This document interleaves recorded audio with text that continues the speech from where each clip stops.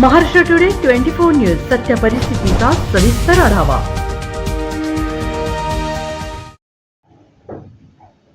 संत ज्ञानेश्वर महाराजांच्या पालखीचा मुक्काम लोणंद या गावी माऊलींच्या दर्शनासाठी रात्री 12 वाजेपर्यंत भाविकांच्या लागल्या होत्या लांबच लांब रांगा।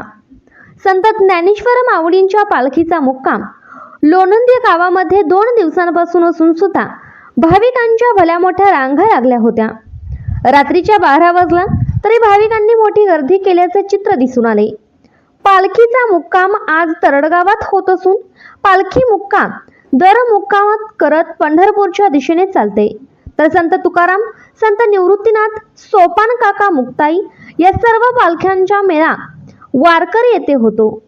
या ठिकाणी मोठा रिंगण सोहळा पार पडतो व इथून पुढे सर्व दिंड्या एकत्र पंढरपूरकडे प्रस्थान करतात व आषाढी एकादशीच्या दिवशी सर्व दिंड्यांचा पंढरपुरात प्रस्थान झाल्यावर विठुरायाचे दर्शन घेऊन येथून पुढे सर्व दिंड्या आपापल्या गावी परत निघतात।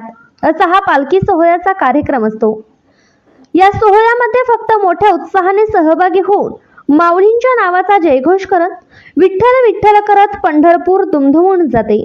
हा सोहळा याच देशी याच डोळा पाहण्यासाठी देशातून नव्हे तर बाहेर देशातील भाविक सुद्धा हा सोहळा पाहण्यासाठी दिंडी सोहळ्यात सहभागी होतात।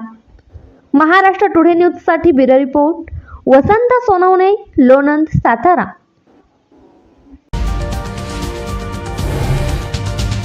आजच महाराष्ट्र टुडे 24 न्यूजला सबस्क्राईब करा आणि सत्य परिस्थितीचा सविस्तर आढावा पहा।